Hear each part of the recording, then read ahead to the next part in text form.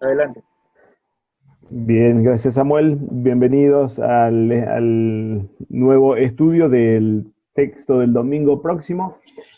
Para el leccionario histórico anual nos preparamos para el noveno domingo después de Trinidad con un nuevo texto o un texto nuevamente del Evangelio de Lucas. Los últimos 3 domingos el leccionario nos sacó de Lucas, nos llevó a 2 textos de Mateo, parte del sermón dos que corresponden al sermón del monte, y al relato en el Evangelio de Marcos de la multiplicación o de la alimentación de los 4.000 de los gentiles. Ahora, después de estos 3 domingos en los que estuvimos en otros evangelios, el leccionario histórico entonces nos lleva nuevamente al Evangelio de Lucas, casi donde iniciamos el camino en el tiempo de Trinidad, o después de Trinidad, Lucas capítulo 16 también. En este caso no la última parábola del capítulo, como había sido el primer domingo después de Trinidad, con la parábola del rico y Lázaro, o la historia del rico y Lázaro, sino que ahora la parábola inicial del capítulo 16, también relacionada con el tema de las riquezas. Lucas capítulo 16, versículos 1 al 9 va a ser el texto, y la opción del diccionario es extender esto hasta el versículo 13. Así que Lucas 16, 1 al 13 es la porción que vamos a considerar.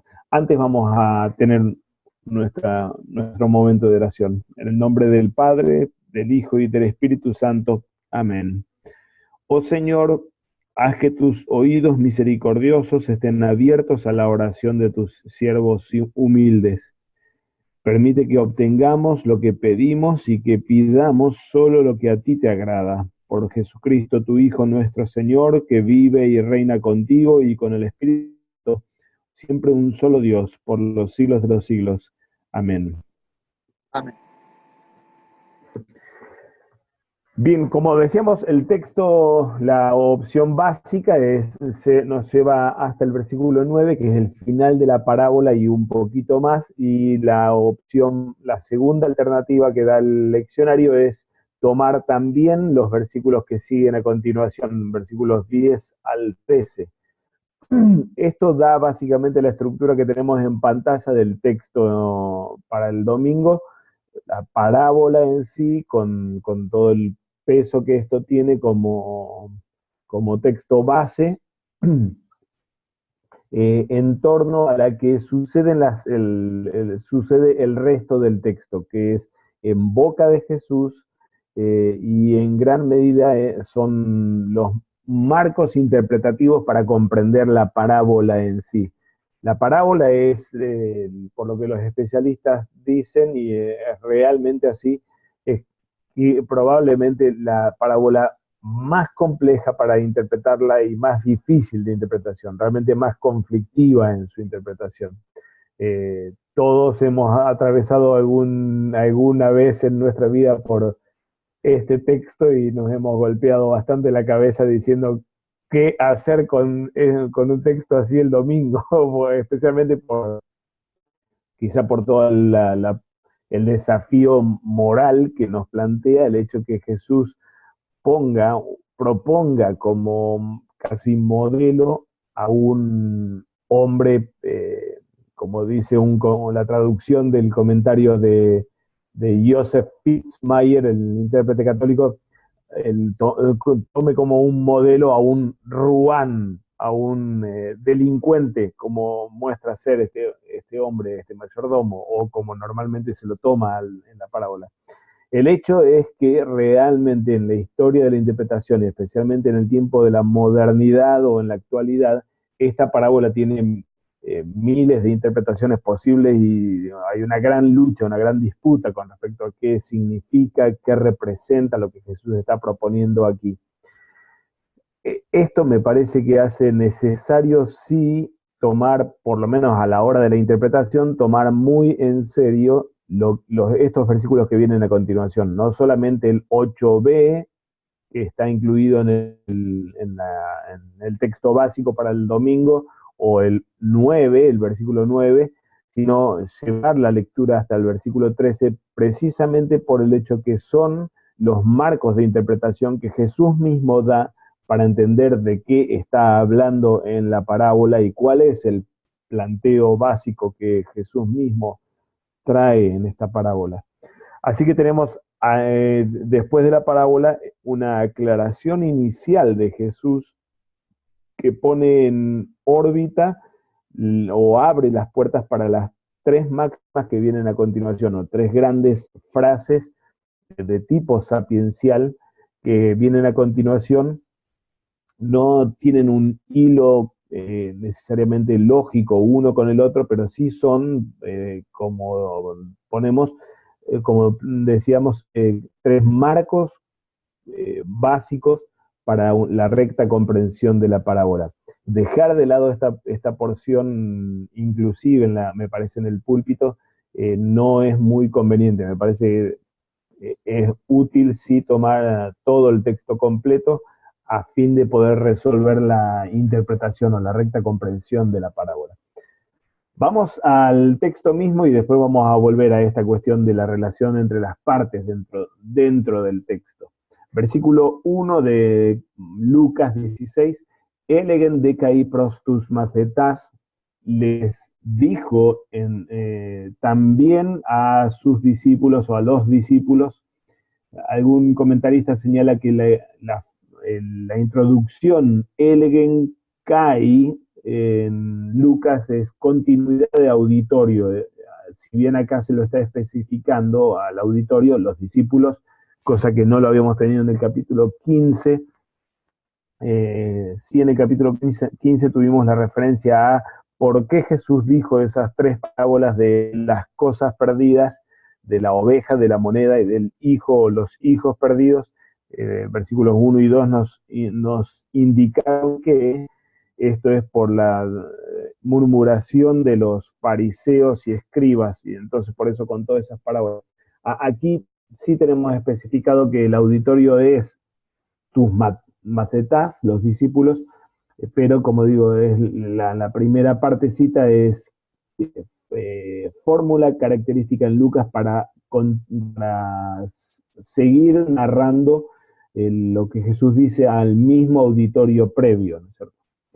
Bueno, les dijo a sus discípulos, anthropostis, eh, otra vez una fórmula clásica en Lucas para introducir sus parábolas. Cierto hombre, casi todas las parábolas en Lucas empiezan exactamente con esto, ¿no? Cierto hombre era rico en Lucios, Joseigen oikonomon, el cual tenía un administrador. Caijutos, y el jutos aquí, el demostrativo, el demostrativo se refiere al oikonomos, caijutos, y dieblece auto. El verbo que tenemos aquí, dieblece, esto es aoristo de diabalo, de donde viene el mismo nombre de diabolos, en griego, ¿no es cierto?, que es el acusador. Diabalo es acusar, y acusar normalmente con mala intención, con el deseo de dañar al otro, ¿no? Aquí tenemos el verbo en aoristo, voz pasiva. El jutos, el administrador, es el sujeto de la acción, y había recibido acusaciones en su contra. Auto, dativo de desventaja, es la categoría a la que pertenece el dativo ese. Dativo se utiliza para ventaja en algunos casos, a favor de, o desventaja, como es este caso, el caso. Así que y recibió difamación o acusaciones en su contra, Jos diascorpitson tajiparjonta autu, como si estuviera despilfarrando. Diascorpitzo es despilfarrar, y esto es participio presente. El Jos indica no necesariamente falsedad, aunque puede presuponer, o podría ser falsa la acusación, sino más que nada indica cuál es acusación concretamente, ¿no es cierto? Como si él estuviera despilfarrando ta hiparjonta autu hiparjo, es el verbo hiparjo significa ser o existir, subsistir, mejor dicho, y ta hiparjonta es la forma normal para referirse a las posesiones, lo que le permite a uno subsistir. El autú final obviamente no se refiere a las posesiones del oikonomos, del siervo este, sino del antropostis, del hombre rico. Eh, Tal vez ya abrimos aquí un comentario sobre el concepto de oikonomos o de la función del mayordomo. Eh, Normalmente, y este es casi con seguridad el caso, el mayordomo de un hombre adinerado o de un rico, un terrateniente, era un esclavo, pero que había nacido dentro del seno de la familia y que había sido formado dentro del seno de la familia. El hecho que sea esclavo no significa que no haya tenido poder o que no haya sido un hombre eh, que se moviera con autoridad en sus círculos. Dependía obviamente siempre de la función que le diera el amo a un esclavo, esto, si tenía poder, si tenía autoridad o no. Había una gran cantidad en el mundo antiguo, una gran cantidad de esclavos que ejercían funciones de mucha autoridad.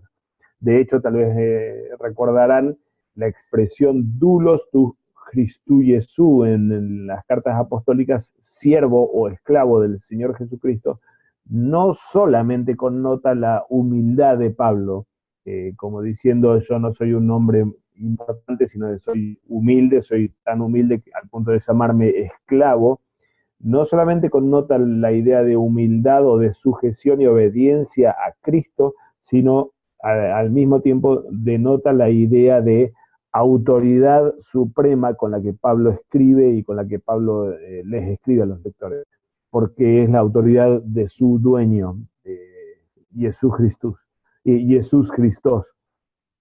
De modo que el esclavo que funcionaba como administrador o como representante en muchas ocasiones, como esta seguramente, o la de Pablo también, era un esclavo poderoso o que ejercía una tarea realmente de autoridad y de poder.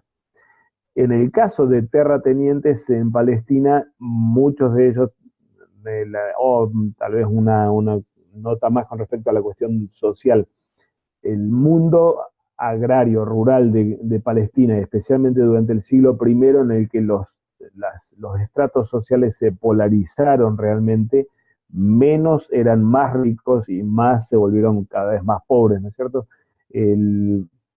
Los grandes terratenientes en Palestina no podían, de hecho, vivir ni estar presentes en todas sus posesiones, lo que hacía necesario que haya hombres de suma confianza que administren la gran cantidad de negocios que tenían. Un comentarista del Evangelio de Lucas, llamado Forbes, o Forbes creo que se diera esto en inglés, él indica que conocemos por los registros literarios 3 clases de administradores típicos y que pueden ser cualquiera de ellos el de nuestra parábola. Administradores que manejaban todo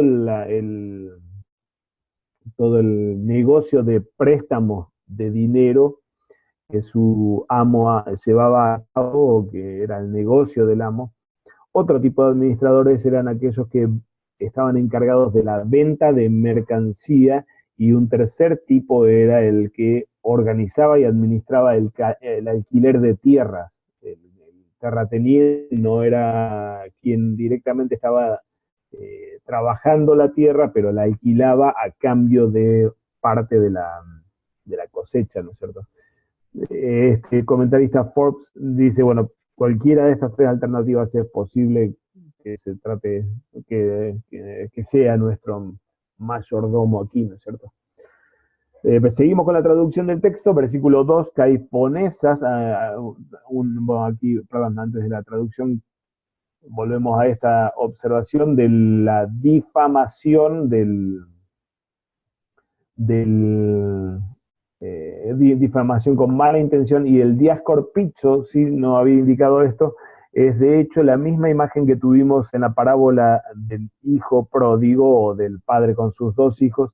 el, el la descripción inicial del desbarranco del hijo menor que despilfarra todas las posesiones del padre o todas sus propias posesiones en una vida disoluta o viviendo en forma disoluta, es una expresión muy similar a la que tenemos en nuestro texto. Ahora sí, versículo 2, Caiponesas autón eipen autó, y después de llamarlo, poneo, esto es participio auristo, está diciendo cuándo sucede el verbo principal, el eipen.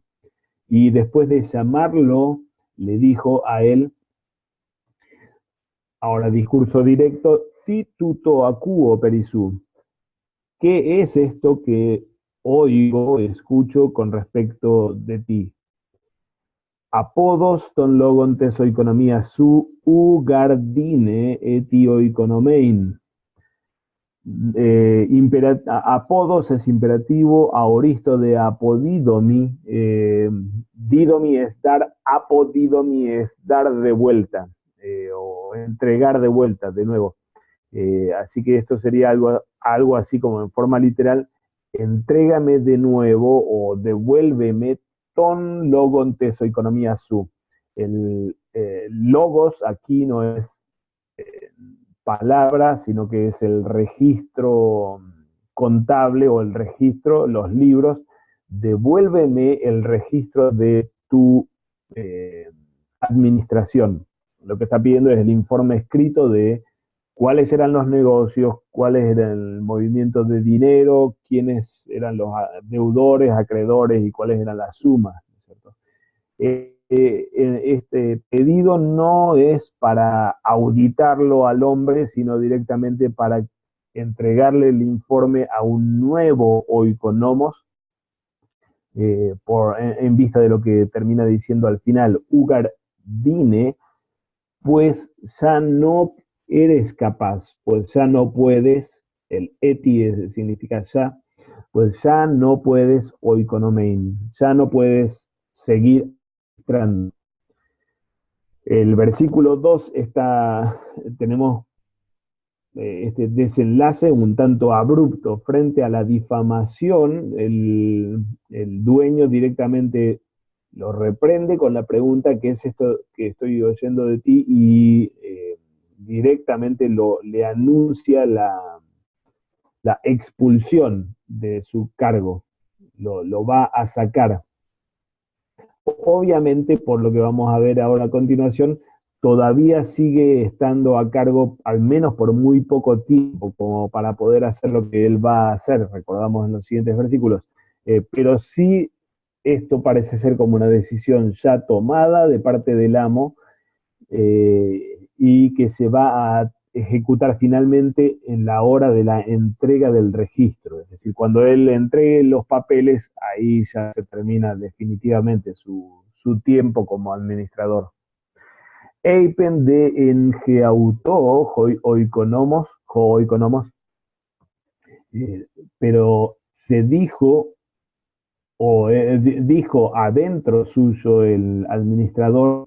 No tenemos aquí imágenes que ya han aparecido en el Evangelio de Lucas, o en unas cuantas ocasiones, ante el dilema y ante la sorpresa, lo que se llama el siloloquio, perdón, el soliloquio, el pensar y hablar consigo mismo, esto de decirse a sí mismo, como lo tuvimos en la parábola, por ejemplo, del rico que tiene una gran cosecha y que destruye sus graneros, ¿no?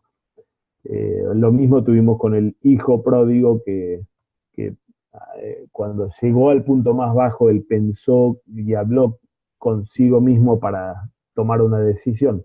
Y de hecho es lo que tenemos aquí, la pregunta tipo y eso y la respuesta ecnotipo y eso. ¿Qué voy a hacer?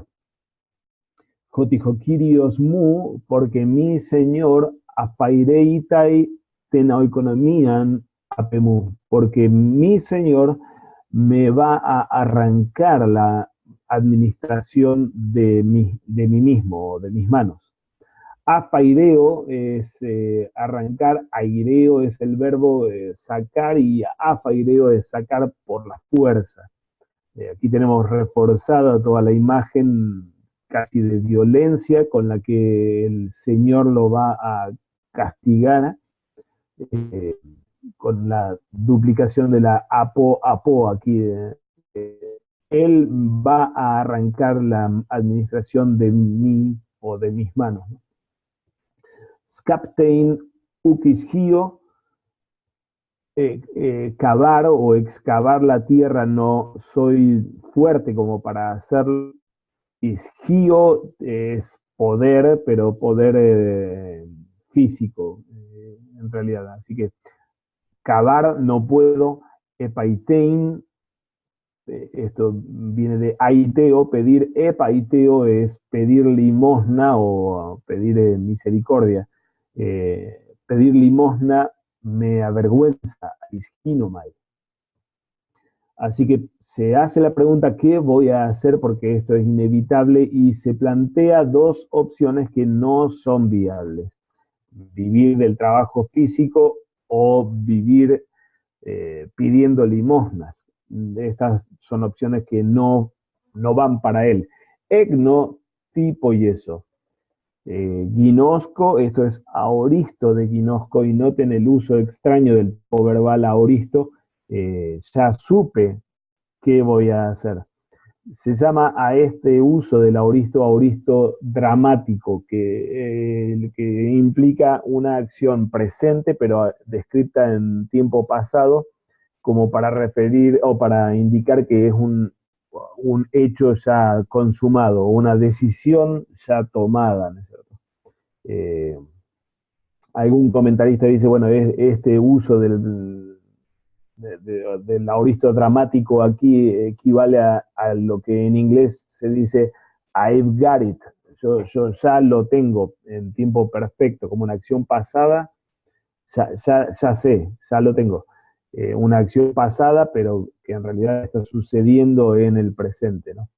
Así que ya supe qué voy a hacer. Ginajotan metastazo ectesoeconomías dexontai me eistus oicus auton. Ya supe lo que voy a hacer a fin de que Gina Jotan, esto es jote de tiempo, pero con la partícula, el sufijo an agregado, lo que hace algo como indefinido o incierto en el tiempo, ¿no? Que cuando sea quitado de, esto es primera persona singular, eh, aoristo subjuntivo. El aoristo en el subjuntivo no denota acción pasada, sino indefinida realmente en el tiempo, ¿no? Así que para que cuando yo sea sacado ectesoeconomías de la administración, dexontai me, futuro de dejomai. Dejomai significa recibir, me reciban a mí, eis tu soicus auton, me reciban a mí dentro de sus casas o en sus casas.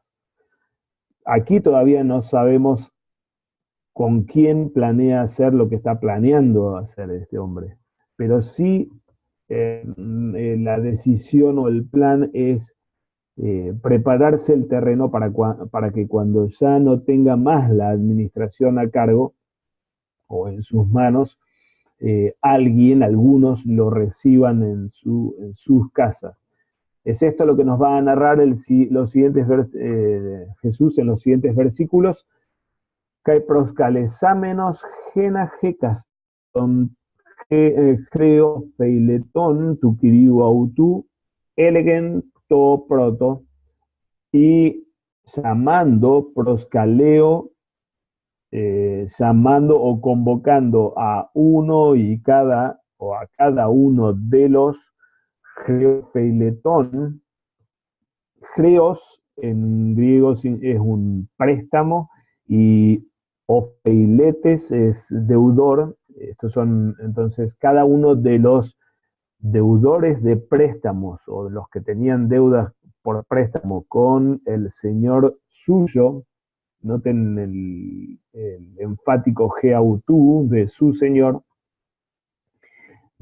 Comenzó por decirle al primero, Toproto, Poson ofeileis tokirion, ¿cuánto le debes a mi señor?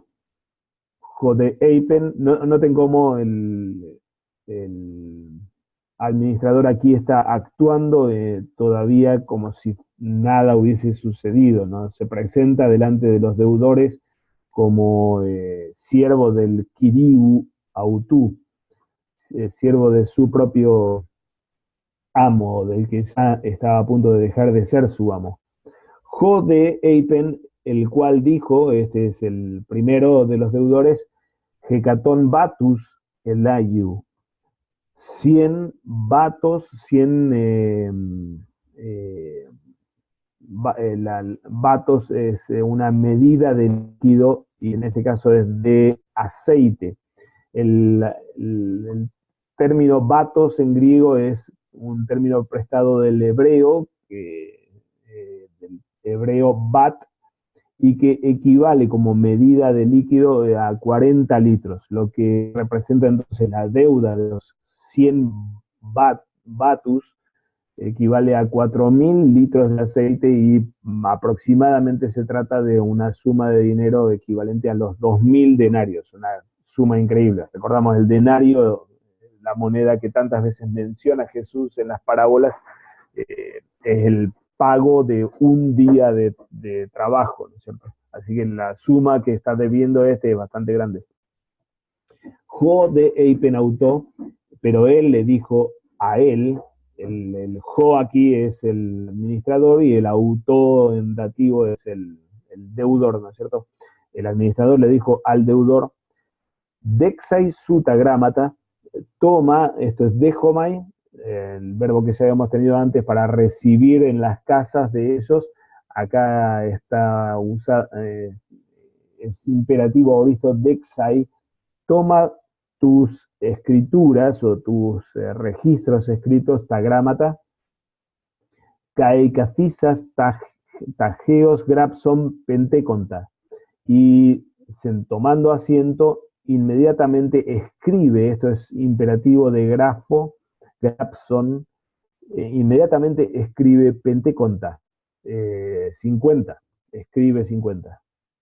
De 100 barriles o 100 jarrones de aceite, le pide que escriba o que registre 50 jarrones. Le está regalando o perdonando el 50% de la deuda, ¿no?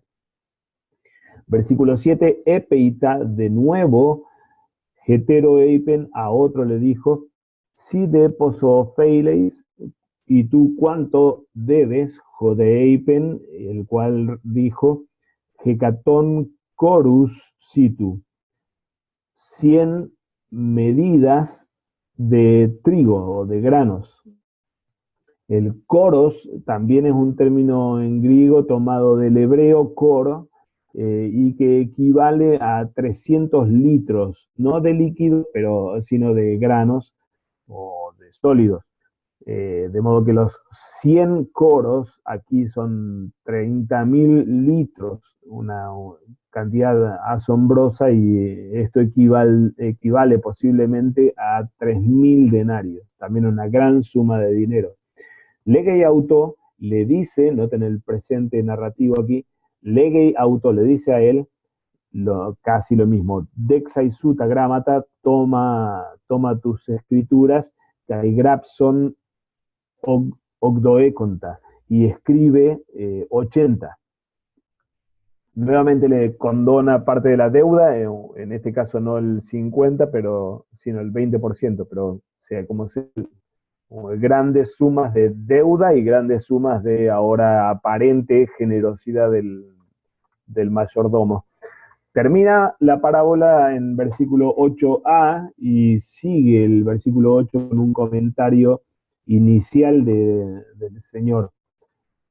Kai epenesen hokirios, esto es ep-aineo, el verbo que tenemos aquí, noten la iota subscripta debajo de la eta, aoristo primero de ep-aineo, aineo o ep-aineo es exaltar o alabar, y alabó el Señor tonoikonomon tesadiquías al mayordomo de impiedad o de maldad, jotifronimos epoiesen, porque hizo o actuó de un modo sensato o astuto. Frónimos es el adjetivo, pero en este caso es adverbio, para astucia o para lo sensato. En la tradición sinóptica tenemos utilizado el término frónimos o sófronos en muchas ocasiones y generalmente está ligado con la conciencia o la pertinencia para el tiempo final en el que nos encontramos. Por ejemplo, Mateo 7, en la parábola de las dos bases, uno de ellos llamado Frónimos, el hombre prudente que edifica sobre la roca, o en Mateo 25 tenemos la parábola de las 10 vírgenes que esperan al novio, el 5 son morai, 5 son necias, y 5 son frónimoi, son prudentes, porque se mantienen despiertas, atentas, esperando lo que está a punto de suceder. Lucas 12 también tuvimos una pequeña parábola que Jesús cuenta así al final de las instrucciones para sus discípulos, hablando acerca de ellos como o de una figura que los representa a los apóstoles y ministros como mayordomo fiel y prudente, pistos oikonomos caifrónimos.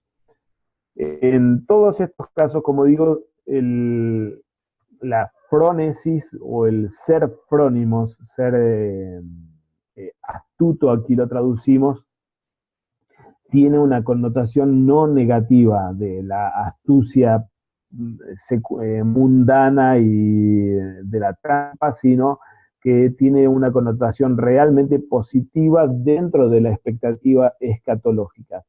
El frónimos es aquel que no se adormece, que no es torpe, sino que sabe qué es lo que está por pasar y se mantiene atento a esto que está por suceder. Aquí, evidentemente, y especialmente por lo que Jesús va a comentar ahora, tenemos el mismo término, pero con cierta connotación, obviamente, de astucia mundana, ¿cierto? Que es lo que exalta su amo, la resolución de la historia. Entonces, nos trae nuevamente, o en la resolución de la historia aparece nuevamente el amo de los primeros versículos, y este amo sorprendentemente aparece para exaltarlo al mayordomo astuto. Ahora, aclaración de Jesús y aclaración de por qué lo exalta. Jotijoi huyoi tuayonos tutu, porque los hijos de este siglo o de esta era, fronimoteroi hipertus huyus tu fotos, son más astutos o más prudentes por encima de o que los hijos de la luz. Eis tengenean tengeauton eis elin. En relación con el eis, probablemente debería entenderse como en relación con o con respecto a la generación de ellos son. Pasado el libro, los hijos de este siglo son más astutos que los hijos de la luz en su relación con los de su propia generación o con la gente del mundo. Volviendo a lo que estábamos diciendo recién, especialmente por el uso del término frónimos, que en la tradición sinóptica es una virtud propia para la iglesia que está atenta a la segunda venida. Jesús está dándole ese atributo a este delincuente o a este mayordomo perverso. Él es frónimos y actúa eh, en forma astuta o en forma prudente.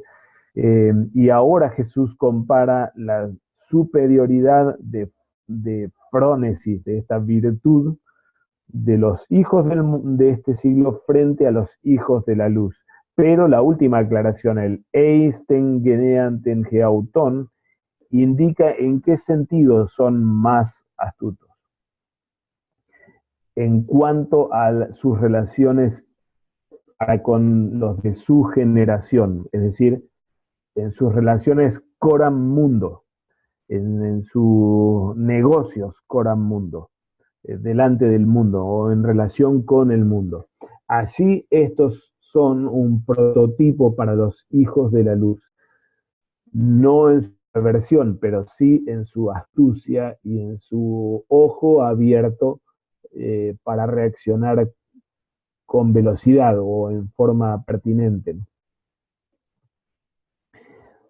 Antes de avanzar, solo ya que tuvimos ahí la traducción de la parábola, el gran bloque inicial, y antes de pasar a las tres máximas que vienen a continuación, brevemente comento sobre las fases de la narrativa de la parábola específicamente. Tuvimos entonces en el primer versículo las acusaciones en contra del mayordomo, a lo que le siguió la complicación, que es el amo anunciando la destitución del mayordomo, y este gran bloque intermedio del mayordomo urdiendo un plan y llevando a cabo ese plan, lo que representa la capacidad en términos de fase de la narrativa. Capacidad es aquella parte de la historia en la que se prepara la solución al problema. Y la solución al problema sucede, cambio repentino en el último versículo, el amo volviendo a la escena, y esta vez no para quitarle la mayordomía en apariencia, sino para exaltarlo por la astucia que él tiene. Eh, la trama es trama de fortuna, entiendo. Eh, sí, no entiendo. Es una trama de fortuna, al mayordomo va bien por lo que termina decidiendo el amo, eh, esto de exaltarlo. Y otra vez, si bien la narrativa no nos cuenta, o la parábola no nos cuenta que haya sido mantenido en la mayordomía, pero de todos modos sí, el amo vuelve no con reprensión, sino con reivindicación de su mayordomo. Un gran tema de discusión de los comentaristas es de qué se lo acusó concretamente. Otro de los grandes temas de discusión y donde se abren los comentaristas para un lado y para el otro es cuál fue ese plan y qué es lo que concretamente estuvo haciendo cuando fue a hablar con cada uno de los deudores y le dice, bueno, ¿cuánto debías? 100, toma tu recibo y escribí 50. ¿Qué es eso que estaba haciendo ahí? ¿De qué se trató eso? Ahí hay distintas interpretaciones y finalmente, ¿qué es lo que entonces exalta concretamente el mayordomo? ¿Qué astucia para qué o en qué sentido astuto? Eh, hago un sumario de las alternativas que están sobre la mesa entre los comentaristas. ¿De qué se lo acusa inicialmente en el versículo? El término, de hecho, como veíamos, el diascorpizo, despilfarrar, toma a la acusación inicial como acusación de malgastar los bienes al amo, lo que desde el punto de vista lingüístico es bastante posible, pero otra alternativa es la malversación de fondos, especialmente manchando la imagen del amo por la práctica de es decir, del préstamo de dinero y de explotación del pobre por medio del cobro de intereses, ¿no es cierto?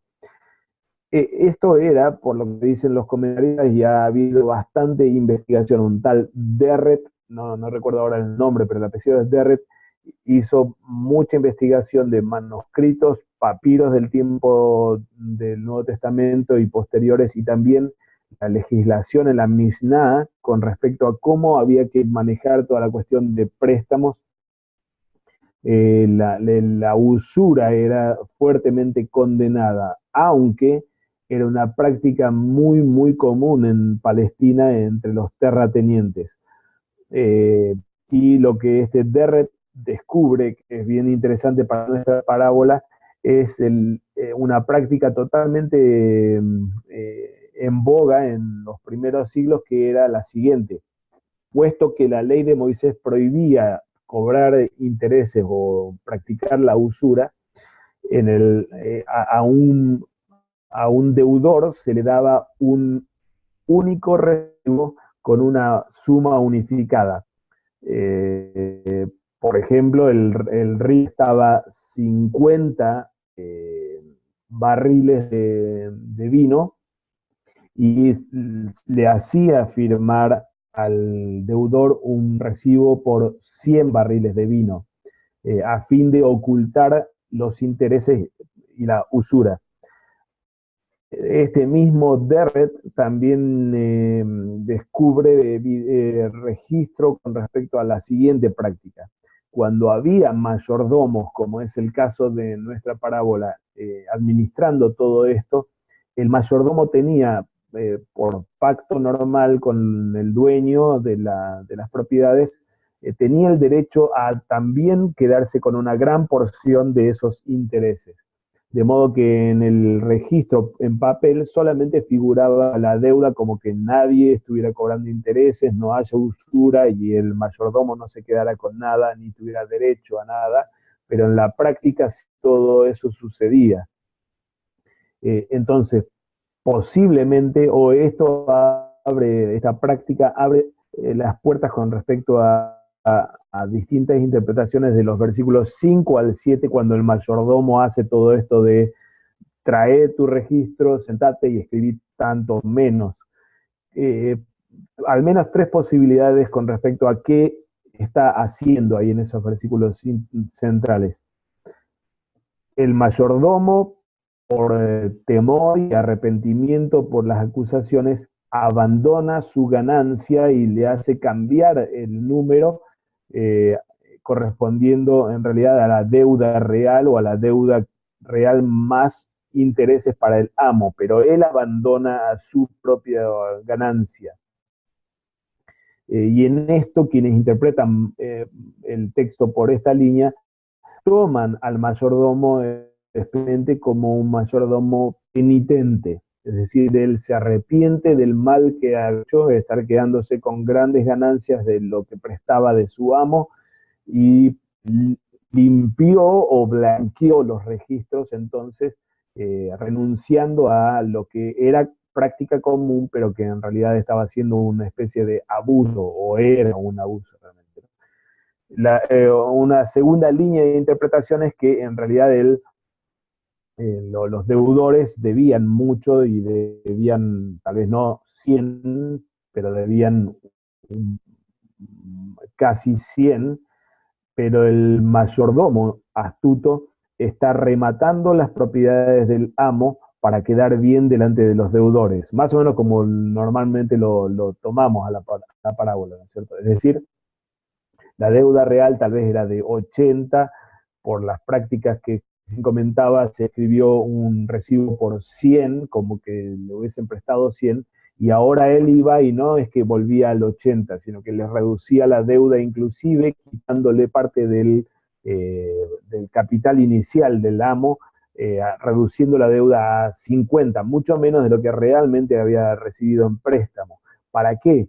Para quedar bien con esos deudores, a fin de que lo beneficien después cuando quede sin trabajo. Bastante posible la opción esta.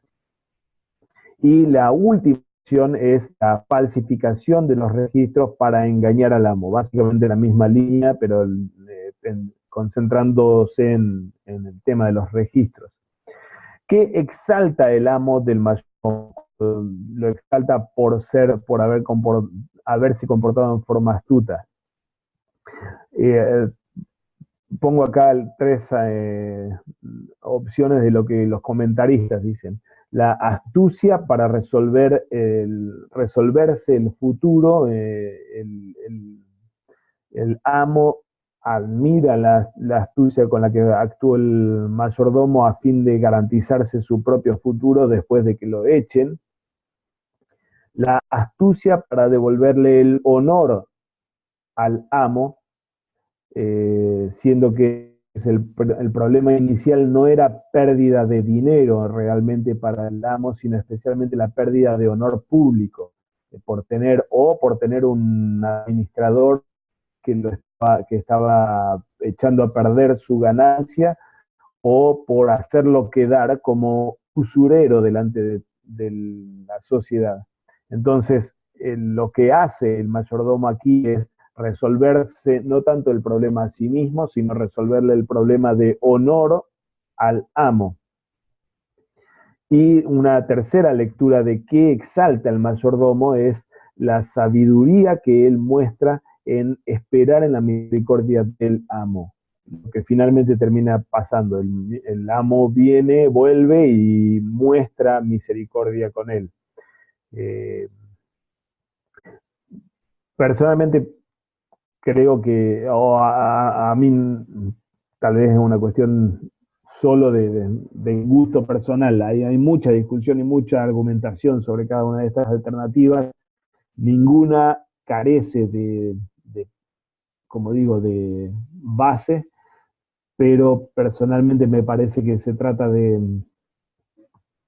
en lo que lo acusan posiblemente sí, el despilfarro, y en qué es lo que él está haciendo es probablemente achicarle o rematar la propiedad del amo para ganarse nuevos amigos, como después Jesús lo va a decir en el versículo 9 en su traducción o interpretación ya espiritual de la parábola. Y creo que lo que el amo exalta es la primera opción, la resolución de su propio futuro. Obviamente, este camino o estas opciones que yo estoy tomando no hacen mucho sentido a la historia en sí, si la historia fuera una historia real, de algo que sucedió realmente y de cómo funcionan las cosas en el negocio. Pero esta opción o esta preferencia mía por la primera opción, la segunda especialmente aquí, y la primera nuevamente en que exalta el amo, es por la interpretación que Jesús después va a darle a la parábola. Y que básicamente es la lectura tradicional del texto.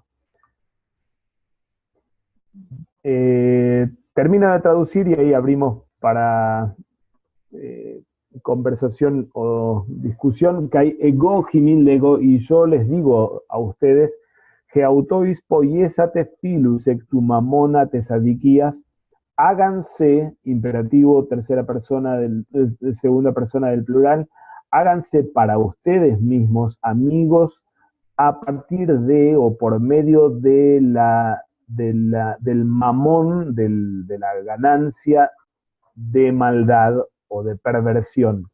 Gina Jotan Eclipe, Dexon Taigimas Eistas Ionius Skenas, a fin de que cuando se acabe, leipo es irse, apagarse o acabarse, cuando se terminen las ganancias, los reciban a ustedes en las moradas eternas o en las tiendas eternas. La imagen obviamente escatológica o del cielo, las moradas eternas como referente al paraíso mismo. El término mamón, tal vez muy conocido para nosotros, no necesitamos mucha traducción y de hecho lo utilizamos como transliteración, viene del hebreo y del arameo Igualmente la etimología es incierta, aunque posiblemente provenga de la raíz amán en hebreo, de donde viene el término amén también. Eh, es, sostenerse o quedar firme, estar firme o establecerse firme. Y posiblemente mamona entonces es aquellas cosas que dan seguridad. Probablemente este sea el sentido, aunque no es certero el origen etimológico de la palabra.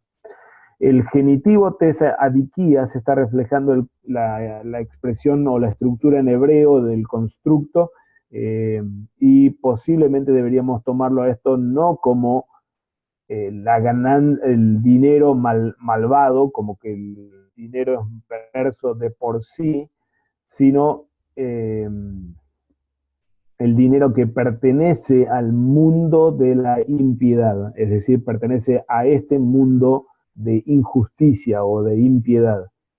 Lutero hace una gran elaboración en torno a este genitivo y también me parece que es totalmente apropiado, especialmente por la interpretación que hace Lutero del término mamón como lo que sobra de lo que yo necesito para sostenerme.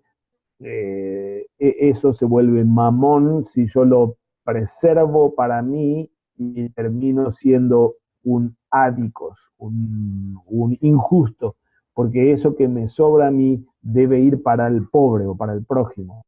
Entonces la expresión mamona tesadiquías es toda esa ganancia o toda esa propiedad mía que sobra y que yo no la necesito para subsistir, pero que se vuelve para mí una gran trampa de tentación y de caída en pecado. Así como Pablo lo pone, el amor al dinero es la madre de todos los bienes.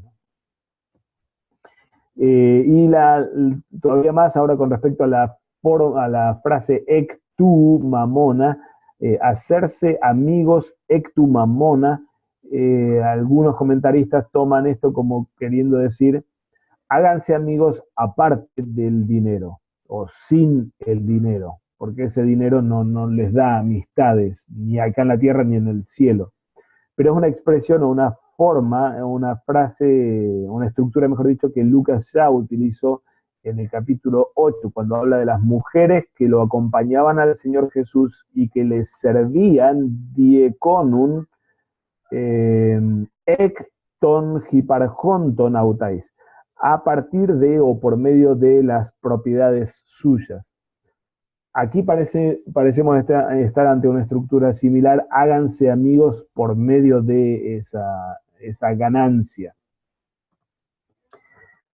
La segunda máxima, versículos 10 al 12, Jopistos en el agisto, el que es fiel en poco, cae en polo pistosestin, también es fiel en lo mucho. Caijó en el agisto ádicos, y el que es impío en lo poco, cae en polo ádicosestin, también es impío o malvado en lo mucho.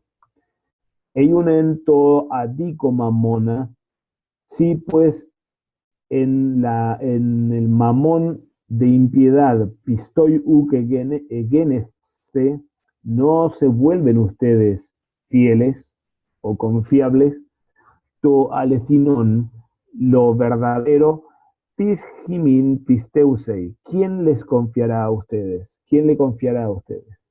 Kai ei en to alotrio, y si en lo ajeno pistoi egeneste no son confiables, tojimeteron lo de ustedes mismos, lo que les pertenece a ustedes realmente, tis jimin 12, ¿quién les dará a ustedes? ¿Quién se los dará a ustedes? Segunda máxima, entonces tenemos estas tres frases en las que se contrasta lo poco con lo mucho, el mamón de impiedad o impío con lo verdadero y lo ajeno con lo propio. Obviamente está contrastando los dos mundos que Jesús articuló aquí en el versículo anterior cuando habló acerca de la ganancia o el mamón de este mundo de impiedad frente a las tiendas de las eternas o a las moradas eternas y a los amigos de moradas eternas. Aquí hay dos esferas de la existencia. Una representa lo poco, lo impío, lo ajeno, y la otra esfera representa lo mucho, lo verdadero y lo propio nuestro, lo de vosotros. Obviamente aquí está hablando del mundo pasajero frente al mundo eterno, o frente al cielo y a las cosas eternas.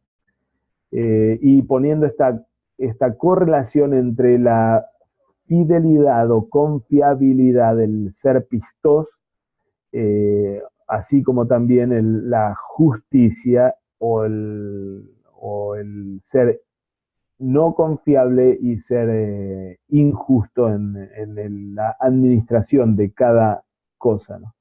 Y poniendo esta correlación casi en términos de causa-efecto, parecería, pero más que causa-efecto me parece es el tomar las implicancias del modo de vida con las cosas que pertenecen a esta esfera de lo pasajero, para las cosas de aquella otra esfera de existencia de lo eterno. Última máxima, y aquí termina finalmente el texto: udeis oiketes dinatai dicit kiriois dulewein. Nadie o ningún esclavo de la casa puede a dos amos servir. Hegarton gena misesei kaiton heteron agapesei. Pues, o, aquí tenemos la correlación entre y kai, o tal cosa y tal otra, o tal cosa y tal otra, ¿sí? Pues, o a uno despreciará, futuro de Miseo, y al otro amará, o a uno se apegará o tendrá devoción para con él, y al otro lo despreciará. Udinaste theodulewein caimamona. No pueden vosotros a Dios servir y también a Mamón. Noten la estructura concéntrica impresionante con la que Jesús estructura aquí lo que dice.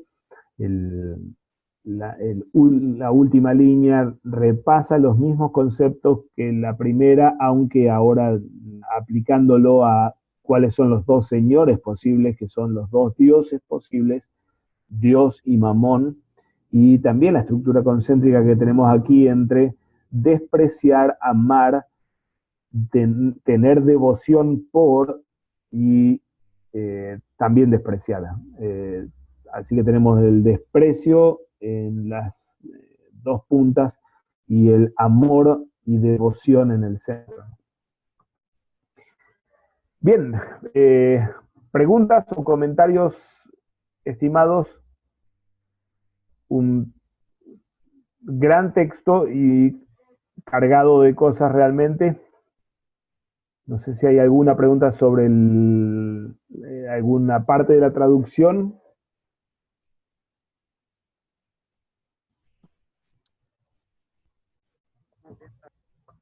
Parte de los, como mencionaba usted, lo enigmático, ¿no? Que normalmente se convierte a la hora de comenzar a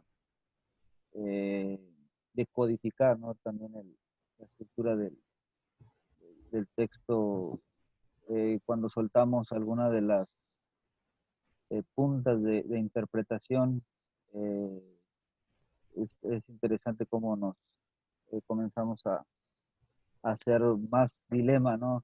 A la hora de llegar a la meta, pero en realidad, bueno, el uso de los bienes, el uso correcto de los bienes es donde comienza la cabeza y termina, ¿no? En toda la estructura del texto que nos lleva al primer artículo del credo, y luego después hace su cierre también, llamando la atención o guiándonos y vaya que no es el tercer uso, pero de todas maneras nos lleva a la parte del primer mandamiento, ¿no? la cuestión idolátrica.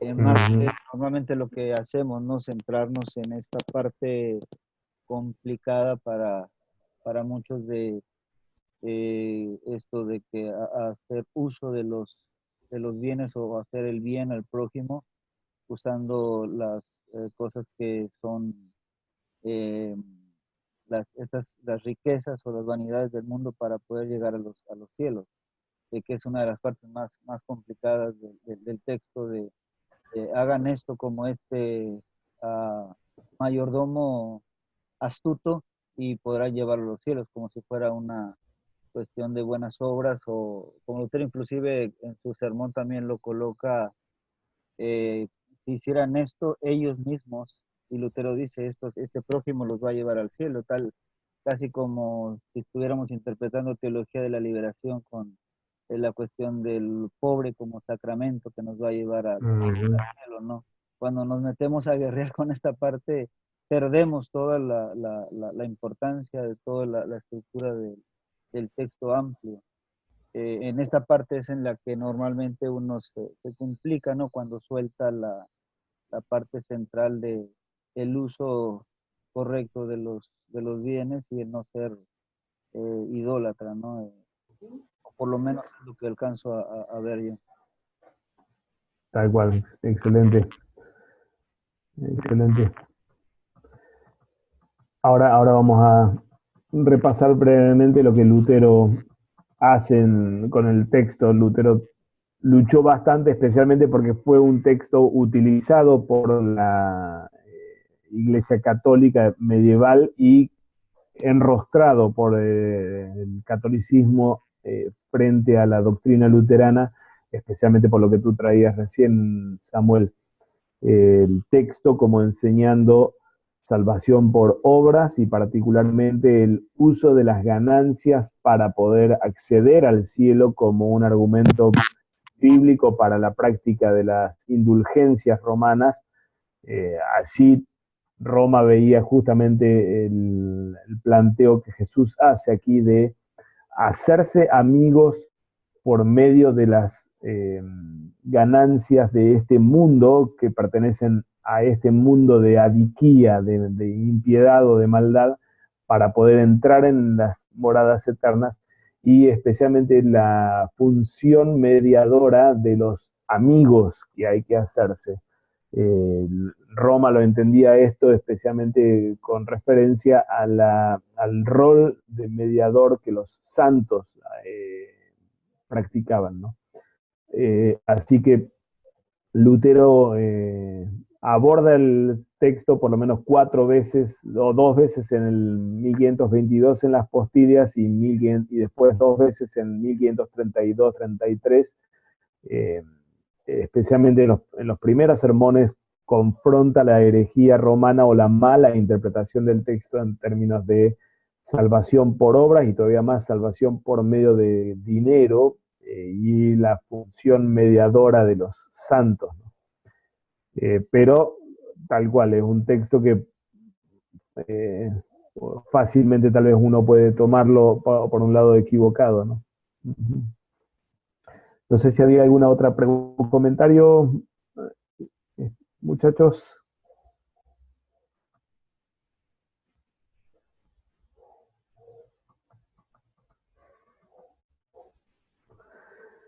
Si no, avanzamos, no me voy a detener mucho en las diversas interpretaciones, hay de todo un poco, pero lo leo bien rápido. Algunos toman a esta parábola como originalmente como una parábola con la que Jesús promueve la venganza contra el trato injusto de los que tienen poder sobre los opresores.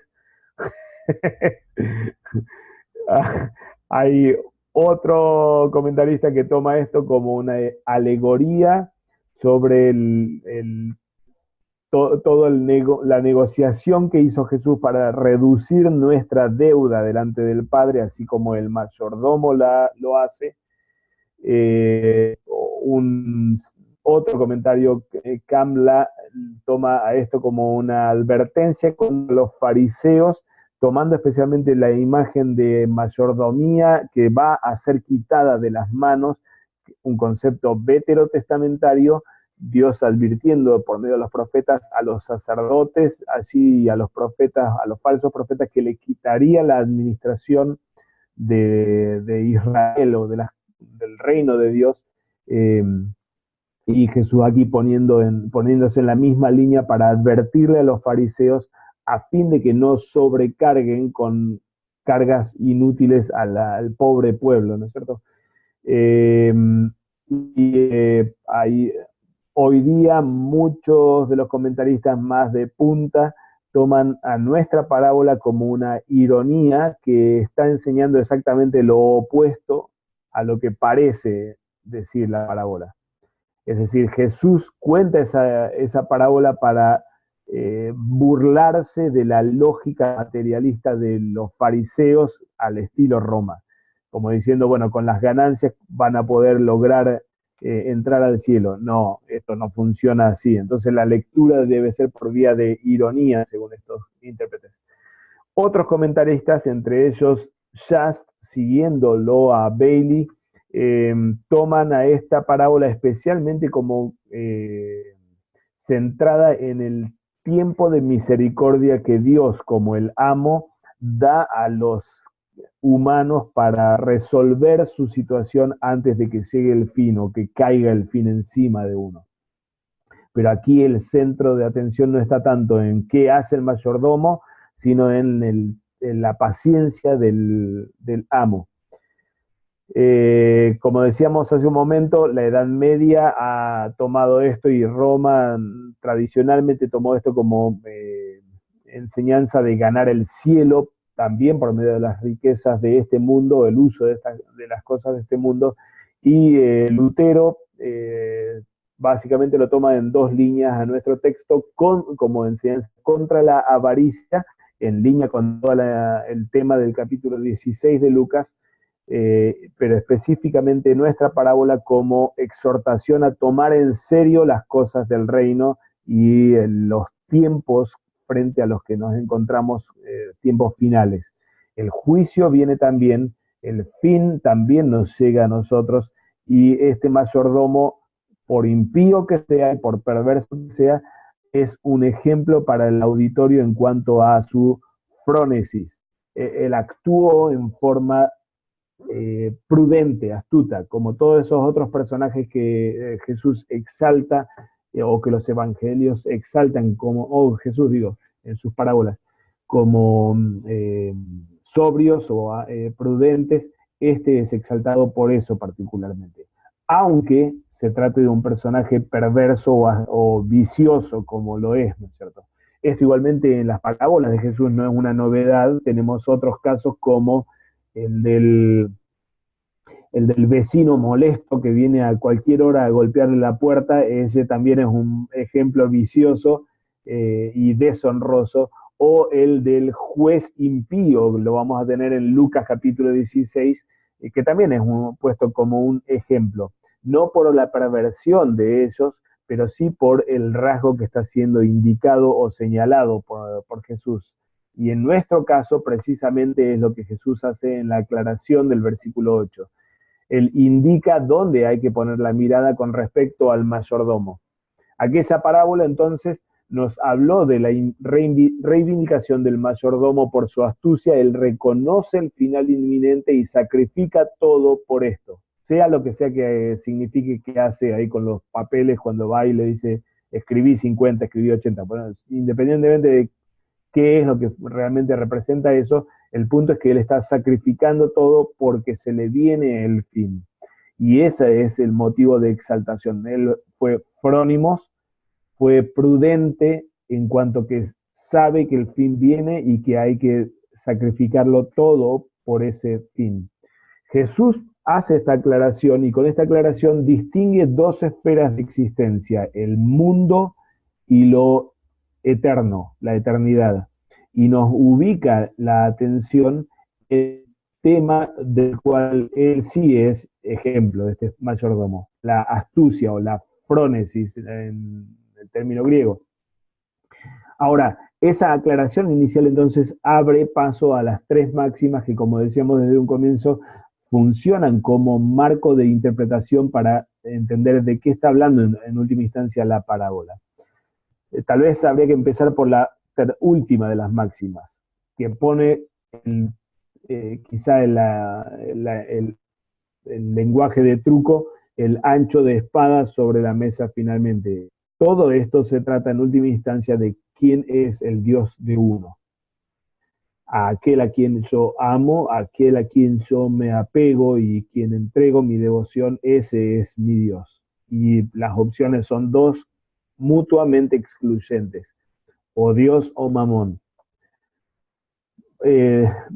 Ahora avanzando desde la máxima última a la segunda, Jesús entonces trajo este tema de la administración en consonancia con la fe y la justicia. El cristiano es llamado a administrar las cosas de este mundo en consonancia con la fe, como pistos, y en consonancia con la justicia, como dikaios. Esto no solamente son cosas para el otro mundo, sino que son cosas para este mundo, incluyendo también la administración de los bienes materiales. Y la primera máxima va al grano en cuanto a al significado de la parábola del mayordomo, y de hecho es una traducción del versículo 4, que es parte de la parábola, ahora en términos espirituales. El poner las cosas de este mundo en función del juicio, en función de la eternidad y particularmente del juicio final, que viene sobre nosotros y frente al cual necesitamos tener los ojos abiertos realmente. En relación con la teología de la liberación, este énfasis que la primera máxima pone en la hora del juicio, cuando haya amigos que sirvan en nuestro ingreso a las moradas eternas, toda esta imagen es imagen propia de la apocalíptica del juicio final. La teología de la liberación se ha caracterizado por criticar duramente a la iglesia tradicional, a la iglesia cristiana, en poner toda la tinta y todo lo importante en el juicio final, como que hoy no es la hora y el día de la salvación en el que tenemos que practicar la justicia. La parábola contradice ambos conceptos. Toda la tinta, toda la mira de la iglesia tiene que estar puesta en las cosas eternas y en la gravedad que tiene el juicio final y la importancia que tiene el juicio venidero, que lo confesamos en el credo apostólico domingo tras domingo, pero ante lo que no vivimos en conciencia realmente día a día, corriendo tras nuestros negocios, preocupados por las cuestiones del mundo y la ganancia material y las ansiedades de esta vida, pero en descuido de esa hora tan grave y tan sublime como es la hora en la que nos presentemos delante del tribunal divino. La teología de la liberación, critico mucho sistemáticamente a la iglesia tradicional o histórica por darle tanta importancia al juicio final, diciendo hoy es el todo para la iglesia y acá hay que hacer las cosas justas, no del otro lado. Bueno, la parábola dice, es cierto, acá hay que hacer las cosas justas, como lo dice la segunda de las máximas. Acá es la hora en la que en lo poco, en lo injusto, en lo de otros, hemos de actuar de acuerdo con la fe como pistoi y de acuerdo con la justicia como dikaioi, pero no a costa de la esperanza y la ocupación por las cosas del juicio final.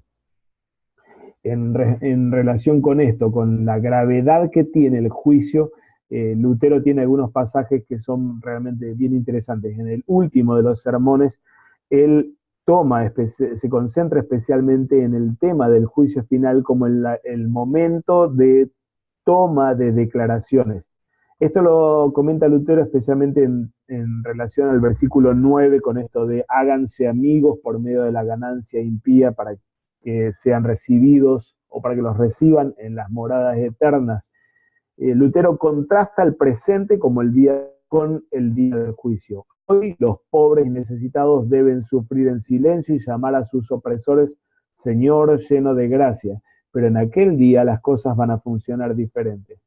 Dios hará que abran sus bocas y testifiquen la verdad, exponiendo así qué es lo que hizo cada uno con el pobre y necesitado. Pues cualquier cosa buena que hayamos hecho aquí por la gente necesitada, mostrándoles nuestra amistad,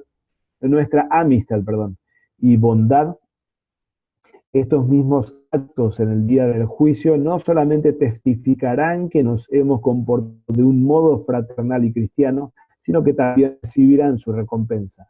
Sí, en el día del juicio, Cristo mismo se presentará delante de su Padre Celestial, de todos los ángeles y santos, e informará en alta voz lo que hayamos hecho por uno de estos sus pequeños hermanos.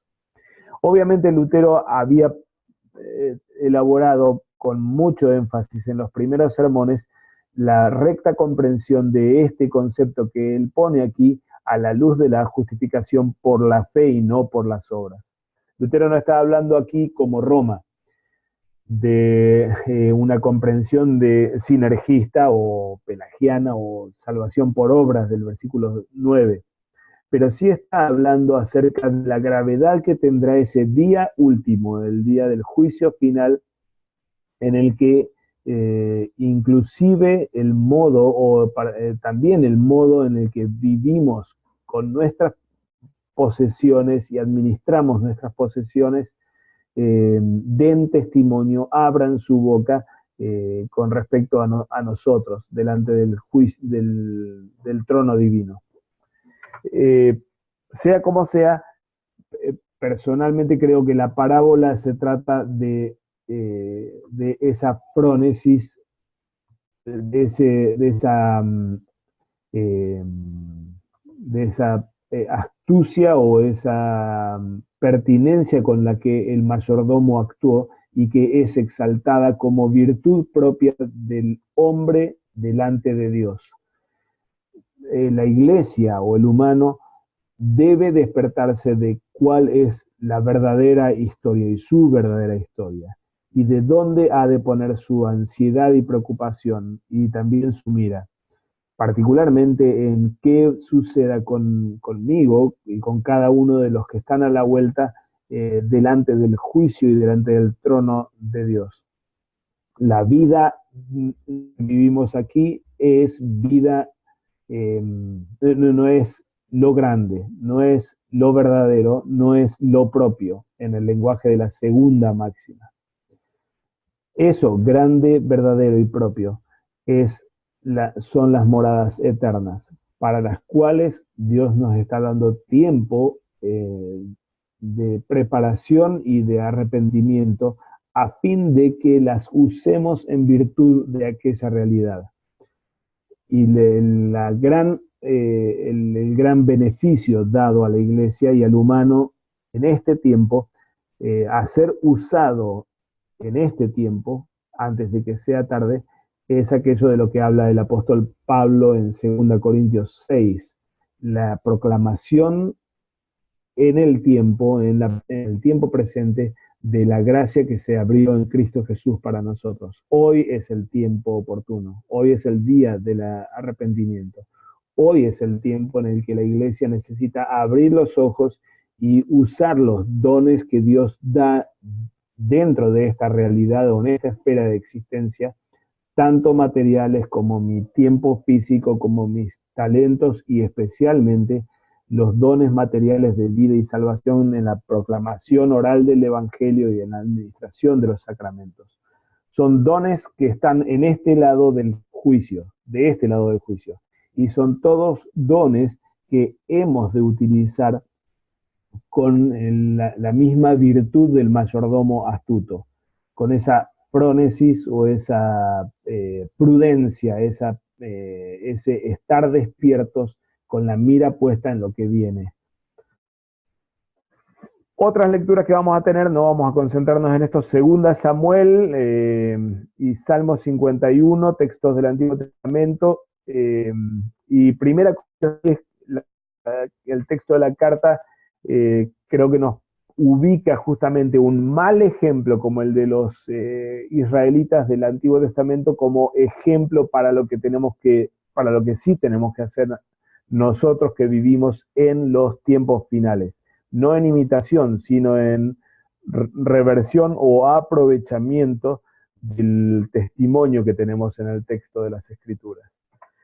Ley Evangelio, tampoco me voy a detener en esto ahora, pero sí me parece que el texto es un texto fuertemente de ley, en segundo uso la gran advertencia, pero al mismo tiempo una gran promesa de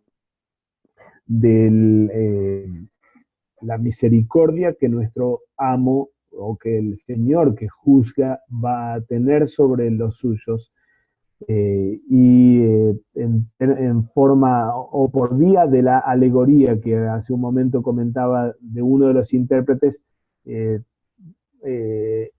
insertar la historia de redención que tenemos en Cristo, como Él sí pagó nuestras deudas, como Él sí no solamente no nos exprime con nuestras deudas, sino al contrario, se vuelca a nosotros ahora con la unción del aceite en el bautismo, dándonos su Espíritu Santo y con la alimentación con el trigo de su cuerpo para hacernos ciudadanos del cielo y para darnos el paso de la muerte a la vida, ya hacernos pasar por el juicio en anticipo de lo que viene por delante. Decían, mira o camina por este mundo con la mira puesta en aquello que viene hacia adelante. Y es así como vivimos las tres máximas con las que termina el texto. Confesándolo y amándolo y entregándonos en devoción a Él como nuestro único Dios, viviendo las cosas del mundo bajo el marco de la fe y la justicia y caminando como viajeros o como peregrinos hacia aquella realidad hacia la que nos encaminamos. Así servimos en este mundo y así utilizamos nuestros bienes y nuestros dones en este mundo en beneficio del prójimo y en la libertad que el perdón y la salvación prometida por un Dios fiel nos habilita a nosotros. A lo que puse ahí es solo esquemático y como una posible estructuración del tema de ley, evangelio y ley en tercer uso. Personalmente creo que el texto primordialmente funciona como ley en segundo uso, gran advertencia, pero invitación evangélica e invitación evangélica a la nueva vida o a cómo administrar las cosas de este mundo, incluyendo el dinero y las ganancias materiales, cómo administrar las cosas de esta vida en función de o en vista de nuestra ciudadanía en el cielo. Hermanos, no sé si hay algún comentario o pregunta que quieran abrir. De mi parte no, todavía estoy procesando todo, así que mucho bombardeo de cosas. Bueno, menos mal que queda grabado. Sí, sí, el texto es gigante en todo lo que tiene y en las complejidades que tiene realmente. Pero bueno, esperemos no haberlos confundido más de lo que ya estábamos. No, está muy bien. Si no, borren el video. No, sirvió. Bueno, la gran pregunta es ¿cómo lo predico? el cómo más que el que está clarito, pero el tema es cómo hacer llegar esto, ¿viste?, a la gente de una manera clara y sin confundirla, sin caer en romanismo, en pietismo, y es tan delicado el tema, ¿no? Incluso uno puede decir las cosas bien, pero si las estructuras mal, ya también está diciendo mal. Entonces, es tremenda responsabilidad, pero bueno, a eso fue mi llamado, ¿no? Sí, quizá tal vez muchas de las discusiones, especialmente sobre interpretaciones modernas de tal vez toda esa variedad de cosas de la ironía o de la, obviamente, de la venganza, de la parábola como una invitación a la venganza o a retribuir en la maldad del amo robándole. Obviamente eso, No, eso queda en el escritorio o en el tacho de basura. Eh, eh, eso es para pero reírse nomás. pero sí hay interpretaciones que sí tienen más peligro espiritualmente hablando, ¿no?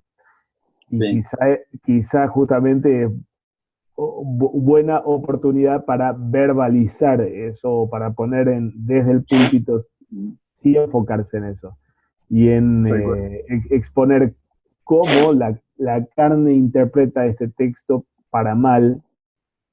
Satanás lo utiliza para mal, y cómo el Señor nos orienta, especialmente con los últimos versículos, a una comprensión recta del texto, Tal cual. eh, no sinergista, pero al mismo tiempo sí con la conciencia escatológica que, por ejemplo, la Roma medieval sí tenía todavía y el hombre moderno ha perdido totalmente, ¿no es cierto? El hombre moderno Claro, no piensa en el juicio y claro, caemos a la iglesia para otras cosas diferentes al juicio final, cuando es no solamente parte de nuestra doctrina, sino parte fundamental o esencial del camino de los viatorum, de los peregrinos aquí. tal cual. Vamos y vamos precisamente hacia ese lugar. De modo que la iglesia mira no solamente con temor y temblor el juicio, así como la parábola misma nos lo pinta, sino que vamos hacia aquel juicio y a aquella hora con el ruego del Maranata, con el ruego de que esto venga de una vez por todas, no por soberbia, sino por Claro. confiar en las promesas y por ansiar aquel día de liberación que el Señor trae para los suyos, ¿no? Entonces, Tal tal cual. vez sí Algo es que, buena oportunidad para entonces sí, poner en palabras una mala interpretación para después entonces darle una recta claro. interpretación al texto, ¿no? Sí, pensando también en el último texto que tocó predicar, que era justamente de los falsos profetas, de los lobos vestidos de ovejas, y que van a Ujú, hacer milagros y ujú, tantas cosas ujú, en nombre de Dios, y él le va a decir, yo ujú. no los conozco, ¿no? Hacedores de maldad. Y es donde sacudió con todo a la gente, ¿no? Y Sí, bueno, creo que va a ser de mucha ayuda esto último que decís, porque viene conectado al texto anterior también está bueno, de advertir a la gente sobre los peligros de cómo entender, o básicamente cuidado con de qué manera leo la Biblia tal cual, pensando que yo puedo escalar hacia Dios, ¿no? tal cual, tal cual, Tal cual. excelente. Gracias, Robert. Hermanos, si les parece, terminamos entonces orando el Padre Nuestro. Padre nuestro que estás en los cielos, santificado sea tu nombre. Vénganos tu reino, hágase tu voluntad, así en la tierra como en el cielo. El pan nuestro de cada día, dánoslo hoy y perdónanos nuestras deudas, así como nosotros perdonamos a nuestros deudores. Y no nos dejes caer en la tentación, mas líbranos del mal, porque tuyo es el reino, el poder y la gloria, por los siglos de los siglos. Amén.